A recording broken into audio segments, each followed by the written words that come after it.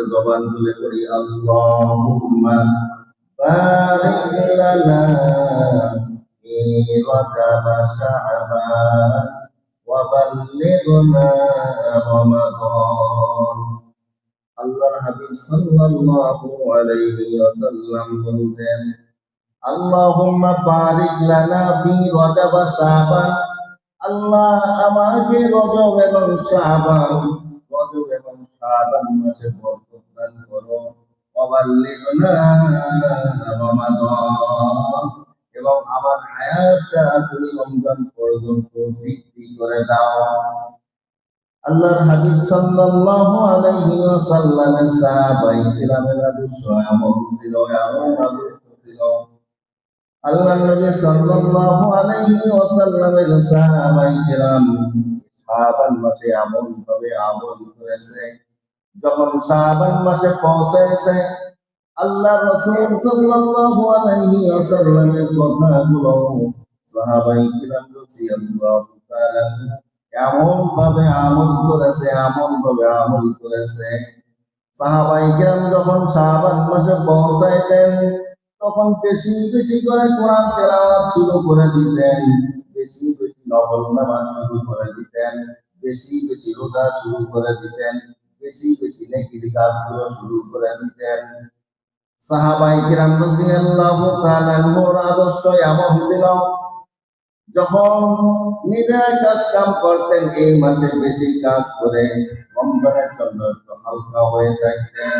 সাহাবায়ে কিরাম রাদিয়াল্লাহু তাআলা যারা ক্ষমতার মসনদে বসেছিলেন, এই সাহাবায়ে কিরাম তাদের আদর্শ এমন ছিল, যেই সমস্ত কয়েদি যারা ছিলেন তাদেরকে শাবান মাসে হয় তাকে শাস্তি দিয়ে শাবান মাসে শেষ করে দিতেন, অথবা শাবান মাসে তাদেরকে মুক্ত দান করে দিতেন, জেলখানা থেকে রিজাইন দিয়ে দিতেন। এ হলো সাহাবায়ে কিরাম রাদিয়াল্লাহু তাআলা আদর্শ এমন ছিল। এই আদর্শটা আল্লাহর নবী শুধু সাহাবায়ে কিরাম পর্যন্ত রাখেন নাই, এই আদর্শগুলো আমাদের ভিতরে রাখতে আল্লাহর নবী বলেছে। তাহলে আমাদের যার যতটুকু ক্ষমতা আছে এই ক্ষমতা সম্পর্কে আল্লাহর কাছে জিজ্ঞাসিত হইতে হবে। আল্লাহ তাআলা জিজ্ঞাসা করবেন, একজন ওয়ার্ড মেম্বারের যারা সদস্য আছে তাদের সকলের জিম্মা হলো মেম্বারের হাতে। ইউনিয়ন যারা আছে ইউনিয়নের সমস্ত হলো চেয়ারম্যানের হাতে। চেয়ারম্যানকে জিজ্ঞাসিত করবে, এরকম জেলার এমপি আছে এমপিকে জিজ্ঞাসিত করবে, এরকম ভাবে যার কেমন ক্ষমতা আছে ওই ক্ষমতা সম্পর্কে আল্লাহর কাছে জিজ্ঞাসিত হইতে হবে। এজন্য মুসলমান ভাইরা আমার, আল্লাহর নবী সাল্লাল্লাহু আলাইহি ওয়াসাল্লাম এই মাসে বেশি বেশি আমল করেছেন।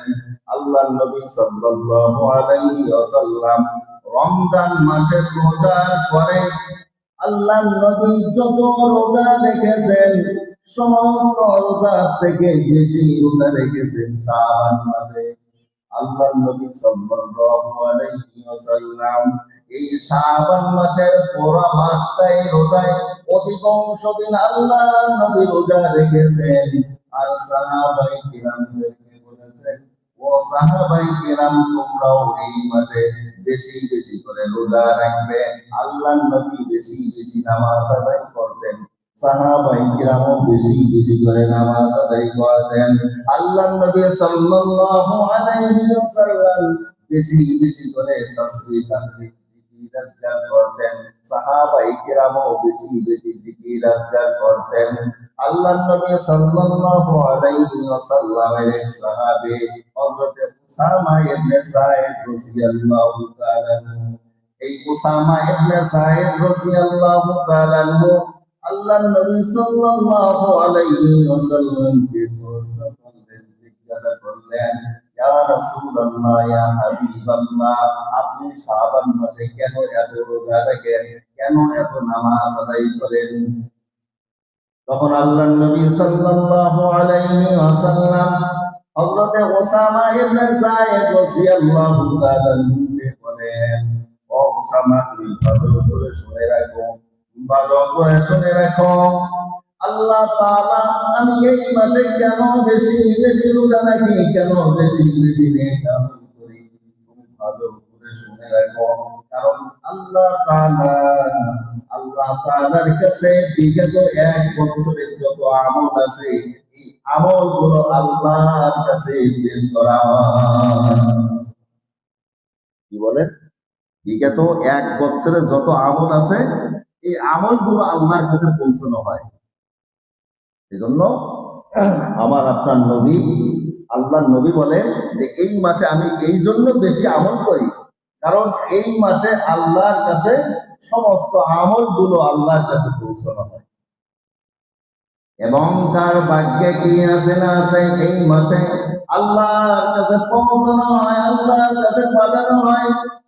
এজন্য আমার আপনার নবী মুহাম্মদ রাসূলুল্লাহ সাল্লাল্লাহু আলাইহি ওয়াসাল্লাম বলেন, ও উসামা, তুমি তো জানো না আল্লাহ তাআলা তার কাছে আমলগুলো পৌঁছানো হয়।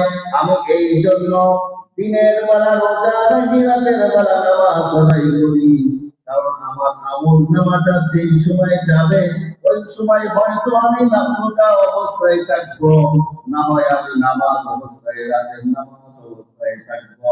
এই জন্য আমি এই শাবান মাসে থেকে আমি আমলগুলো শুরু করে দিই।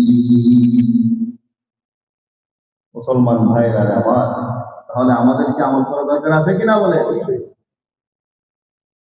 আল্লাহ রাসূল সাল্লাল্লাহু আলাইহি ওয়াসাল্লাম অপর হাদিসে পাকের ভিতর বলেন, আল্লাহর নবী সাল্লাল্লাহু আলাইহি ওয়াসাল্লাম বলেন, ও আমার সাহাবায়ে কিরাম, আমি কেন এই জন্য আমি আমল করে আল্লাহর নবী সাল্লাল্লাহু আলাইহি ওয়াসাল্লামের বিবি আয়েশা রাদিয়াল্লাহু তাআলা আল্লাহর নবী সাল্লাল্লাহু আলাইহি ওয়াসাল্লামকে বলেন, ইয়া রাসূলুল্লাহ, ইয়া হাবিবাল্লাহ, আপনি কেন এই মাসে বেশি বেশি করে রোজা রাখেন? আয়েশা রাদিয়াল্লাহু তাআলা আনহাকে আল্লাহর নবী সাল্লাল্লাহু আলাইহি ওয়াসাল্লাম বলেন, ও আয়েশা, তুমি ওই মাসে বেশি বেশি করে রোজা রাখবে, বেশি বেশি করে রোজা রাখবে এবং রাতের নামাজ বেশি বেশি করে আদায় করবে, কারণ আল্লাহ তাআলা বিগত 1 বছরের আমল এই মাসে আল্লাহর কাছে পৌঁছানো হয়। তাহলে আমরা এখানে যারা আছি, আমাদের তো এই মাসে বেশি বেশি আমল করা দরকার, তো বিনা বলেন আমল করতে হবে না? আল্লাহর নবী সাল্লাল্লাহু আলাইহি ওয়াসাল্লাম হাদিসে পাকের ভিতর বলেন, বান্দা তুমি কতদিন এই দুনিয়ার বুকে বেঁচে থাকবে তোমার জানা নাই, আমার জানা নাই। কারণ আমরা অনেক সময় এরকম ভাবে বিল্ডিং অট্টালিকা তৈরি করতেছি, কিন্তু আজরাইলের হাতে আমার নামটা যে চলে গেছে, আমার কোনো খেয়াল নাই। অনেক সন্তান আছে বিবাহ শাদীর জন্য বাজার করতেছে, সন্তানের আমল নামা, সন্তানের নামটা আজরাইলের হাতে চলে গেছে, কিন্তু সন্তান জানে না। অনেক সন্তান আছে এরকম ভাবে কাজ কাম করে অর্থ সম্পদ সন্তান করে রেখে দিতেছে, কিন্তু ওই সন্তানের জানা নাই আজরাইলের হাতে তার নামটা চলে গেছে, কারণ তার আর হায়াত নাই। আল্লাহ রাসূল সাল্লাল্লাহু আলাইহি ওয়াসাল্লামের কাছে আল্লাহ রাসূলকে সাহাবায়ে কেরাম প্রশ্ন করলেন, ইয়া রাসূলুল্লাহ, ইয়া হাবিবাল্লাহ, আল্লাহর নবী বলেন, 2 শ্রেণীর মাল, এই 2 শ্রেণীর মালের এক শ্রেণীর মাল হলো আল্লাহর কাছে সব থেকে বেশি দামি। আল্লাহর নবী বলেন, 1 নম্বর হলো বান্দার আমল, আর হলো 2 নম্বর হলো অর্থ সম্পদ। এই 2টা বিষয় আল্লাহর নবী বলেন, সন্তান যখন মারা যাবে, ওই বাবা যখন মারা যাবে, তখন তার সমস্ত অর্থ সম্পদ মালগুলো সন্তানরা বন্টন করে নিয়ে যাইবে। আর একটি আমল হলো বান্দা যখন মারা যাবে, বান্দার যত নেক আমল আছে ওই নেক আমল কবরে যাইবে। আল্লাহর নবী সাল্লাল্লাহু আলাইহি ওয়াসাল্লাম সাহাবায়ে কেরামদেরকে বলেন, ও ও সাহাবায়ে কিরাম, এই দুই মালে তোমরা কোন মাল পছন্দ করো? কারণ যেই মালটা তোমাদের সাথে যাবে, আর একটি মাল হলো তুমি যখন মারা যাবা, মরে যাওয়ার সাথে সাথে তোমার সন্তানেরা তোমার অর্থ সম্পদ ভাগ বন্টন করে নিয়ে যাইবে। তখন সাহাবায়ে কিরাম রাদিয়াল্লাহু তাআলা আল্লাহর নবী সাল্লাল্লাহু আলাইহি ওয়াসাল্লামকে বলেন, আল্লাহর নবীকে বলেন, যেই মালটা আমি মরে গেলেও আমার কবরে যাবে ওই মালটা আমি চাই।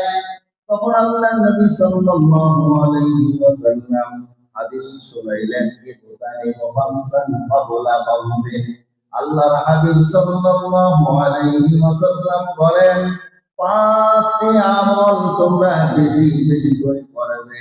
পাঁচ বস্তু আসার আগে পাঁচটি বস্তু তোমরা মূল্যায়ন করো, কারণ পাঁচটি বস্তু আমাদের হাতে যতক্ষণ থাকবে তার মূল্যায়ন করতে হবে। এক নম্বরে হলো শাবাবাকা ক্বাবলা হারামিক। আল্লাহর নবী সাল্লাল্লাহু আলাইহি ওয়াসাল্লাম এক নম্বরে বলেন, শাবাবাকা ক্বাবলা হারামিক, তোমার বার্ধক্যে পৌঁছানোর আগে যৌবনকালকে মূল্যায়ন করো। ও মুসলমান ভাইরা রে আমার, আমরা এখানে যারা আছি আমাদের বয়স কারণ 30, 40, 50, 60, 70 বছর পার হয়ে গেছে, আমাদের বয়স শেষ হয়ে যাইতেছে। আমরা কি যে কেমন কতদূর ঘুরেছি, কারণ যৌবন বয়সে ইবাদতের দাম আল্লাহর কাছে অনেক বেশি। যৌবনকালের যে ইবাদত, এই ইবাদতটা আল্লাহর কাছে গ্রহণযোগ্য বেশি দামি।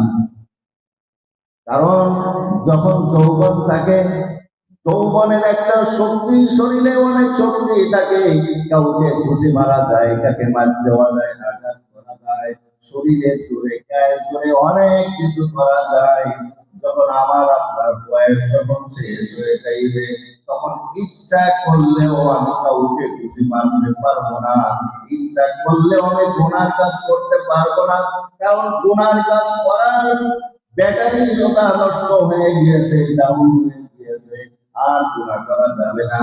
আর যৌবন বয়সে যৌবনের কারণে গুনাহ করতে পারে, ওই সময় যদি ওই যুবক যদি গুনাহ থেকে বিরত থেকে যদি নেক আমল করে, ওযু করে, নামাজ পড়ে, আল্লাহর হুকুম কোরআন তেলাওয়াত, জিকির, আজকার, যত ভালো কাজ আছে এই ভালো কাজগুলো যখন বান্দা শুরু করে দিবে, এই আমলটা আল্লাহর কাছে সব থেকে দামি হবে। বলে ঠিক কিনা? তাহলে আমরা এখানে যারা আছি, যখন আমাদের যৌবন আছি, এই যৌবন থাকাকালীন অবস্থায় আমাদের নেক আমলগুলো বেশি বেশি করতে হবে। আমরা অনেকে মনে করি যখন বয়স হয়ে যাইবে মসজিদের এক কোনায় পড়ে যাব, মসজিদে পড়ে যাব, তখন আমরা বুঝি এখন আমার শরীরে কোনো শক্তি নাই, এখন বাসায়ও আমার কোনো দাম নাই, পথে ঘাটে আমার সাথে কেউ কথা বলতে চায় না, তখন বাধ্য হয়ে যে আমার এখন দুনিয়ায় কোনো দাম নাই, দুনিয়ায় কোনো মূল্য নাই, এই জন্য মসজিদের এক কোনায় বসে তখন মানতে থাকে। কারণ ওই ব্যক্তি তো এখন অপারগ হয়ে আল্লাহর কাছে আসে, তারপরও আল্লাহ তাআলা বলে, বান্দা তারপরও তুই আমার কাছে আয়, আমি না থাকলে তুমি রহমাতিল্লাহ, আমার রহমত থেকে তোমরা নিরাশ হয়ো না, আমি তোমাদেরকে তোমাদের পরে রহমত দান করব। এই জন্য আমরা এখানে যারা আছি, আমাদের যৌবন বয়সের ইবাদত আল্লাহর কাছে বড় দামি। এই জন্য যৌবন কালে আমরা বেশি বেশি করে নেক আমল করব। এরপরে দ্বিতীয় আমল, ওয়াসিহতাকা ক্বাবলা সাকামি। আল্লাহ রাসূল সাল্লাল্লাহু আলাইহি ওয়াসাল্লাম বলেন, সুস্থতার পূর্বে অসুস্থতাকে মূল্যায়ন করো। ও মুসলমান ভাইরা রে আমার, দুই নম্বরে হলো ওয়াসিহতাকা ক্বাবলা সাকামি, সুস্থতার পূর্বে অসুস্থতার মূল্যায়ন করতে হবে। আমি এখন সুস্থ আছি, এখন ভালো কাজ করতে পারতেছি, নেক আমল করতে পারতেছি। আমার যখন অসুস্থর বিদার পড়ে যাব, তখন আর আমি নেক আমল করতে পারবো না। আমার শরীরে শক্তি আছে, আমি ভালো কাজ করতে পারতেছি, আমি সুস্থ আছি। এই সুস্থ থাকাকালীন অবস্থায়, কারণ সুস্থ দেওয়ার মালিক আল্লাহ, অসুস্থ বিদার দোকানের মালিক আল্লাহ তাআলা। এই বিশ্বাস আমাদের আছে না? কারণ আল্লাহ তাআলা আমাকে এখন সুস্থ রেখেছেন, কখন আমার অসুস্থ হয়ে যাব একমাত্র আল্লাহ ছাড়া পৃথিবীর আর কেউ জানে না। এজন্য আমরা যতক্ষণ পর্যন্ত সুস্থ থাকবো ততক্ষণ পর্যন্ত নেক আমল করবো, মসজিদে আসবো, আল্লাহর হুকুম নবীর তরিকা অনুযায়ী জীবন যাপন করবো, হকের পথে চলবো, হক কথা বলবো, হালাল করে খাবো, ইবাদত বন্দেগী করবো, সুদ খাবো না, ঘুষ খাবো না, অন্যায় অপরাধ করবো না। কারণ আমার আপনার চক্ষু যখন বন্ধ হয়ে যাইবে তখন আমাকে আপনাকে অন্ধকার কবরে নিয়ে যাইবে। ওই অন্ধকার কবরে যাওয়ার পরে আমি যতই আফসোস করবো আর কোনো কাজ হবে না। আল্লাহ নবী সাল্লাল্লাহু আলাইহি ওয়াসাল্লাম এক কবরের পাশ দিয়ে যাইতেছে, তখন আল্লাহ নবী সাহাবায়ে কিরামদেরকে বলেন, ও সাহাবায়ে কিরাম, তোমরা কি জানো এই কবরের ভিতর যে ব্যক্তি আছে উনি অন্তত আফসোস করতেছে, হায় আফসোস, হায় আফসোস করতেছে। তখন সাহাবায়ে কিরাম বলেন, ইয়া রাসূলুল্লাহ, আমরা জানি না কিসের জন্য আফসোস করে। আল্লাহ নবী সাল্লাল্লাহু আলাইহি ওয়াসাল্লাম বলেন, ওই ব্যক্তি, ওই সাহাবী বলতেছে, যদি আমি দুনিয়ায় থাকতাম, আমি আরো যদি বেশি নেক আমল করতাম, আমি যদি আরো কিছুদিন হায়াত পাইতাম, আরো বেশি নেক আমল করতাম, গুনার কাজ করতাম না, আল্লাহর কাছে তওবা করতাম, আল্লাহর কাছে তওবা করতাম। এই কথা কবরের ভিতর থেকে ওই ব্যক্তি বলতেছে। আল্লাহ নবী সাল্লাল্লাহু আলাইহি ওয়াসাল্লাম যেইভাবে ইবাদত বন্দেগী করতেন, সাহাবায়ে কেরাম রাদিয়াল্লাহু তাআলা ওইভাবে বেশি বেশি ইবাদত বন্দেগী করতেন। কারণ আমার আপনার জানা নাই কখন তার মৃত্যু হয়ে যাইবে, কখন কবরে চলে যাইতে হবে, আমার আপনার কারো জানা নাই। আছে কারো জানা? আমরা এখানে যারা আছি কারো তো জানা নাই যে কে কয়দিন থাকবে, কে সুস্থ, হঠাৎ করে আমরা অসুস্থর ভিতর পড়ে যাই। এই জন্য আমরা যতক্ষণ পর্যন্ত সুস্থ থাকবো ততক্ষণ পর্যন্ত আল্লাহর ইবাদত আমরা বেশি বেশি করবো ইনশাআল্লাহ। 3 নম্বরে হলো বিনা কাফালা ফাকারি, দরিদ্রতার করবে সমর্থ ব্যক্তিকে। আজকে আমাদের সাউন্ড বক্সের ব্যবস্থা, মাইকের ব্যবস্থা করেছে, এসির ব্যবস্থা করেছে, মসজিদের জানালার ব্যবস্থা, গেটের ব্যবস্থা করা হয়েছে, এমন সুন্দর একটা পরিবেশ। মসজিদের কমিটি সহ সমস্ত মুসল্লি ভাই, যারা জমিদাতা, জায়গা দাতা, যারা ওয়াকফ দাতা, ওয়াকফ দিয়েছে, টাকা পয়সা ধন দিয়েছে, এমন একদিন আসবে আমরা এখানে আছি, মসজিদে টাকা দান করেছি, কিন্তু অনেক বান্দা আছে এখন টাকা দান করতে পারে না, কারণ অভাবী হয়ে গিয়েছে। এমন সময় আছে চাকরি করে টাকা ইনকাম করে ওখান থেকে টাকা দিতে পারে, যখন বয়স শেষ হয়ে গিয়েছে টাকা ইনকাম করতে পারে না, সন্তানের টাকা দিয়ে চলে, তখন ওই সময় মোটা মোটা অঙ্ক মসজিদে দিতে পারে না। বলে ঠিক কিনা? এরকম হইতেছে না?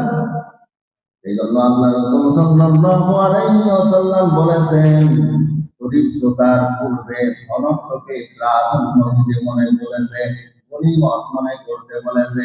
কারণ আমার এখন টাকা আছে, আমার এখন অর্থ আছে, আমি ইচ্ছা করলে মসজিদে দান করতে পারি, ইচ্ছা করলে মাদ্রাসায় দান করতে পারি, ইচ্ছা করলে অসহায় এতিম, বাড়ির আশেপাশে পাড়া প্রতিবেশী অসহায় আছে তাদেরকে দান করতে পারি, তাদেরকে খাওয়াইতে পারি, শীতের পোশাক দান করতে পারি, বিভিন্ন কিছু দিতে পারি।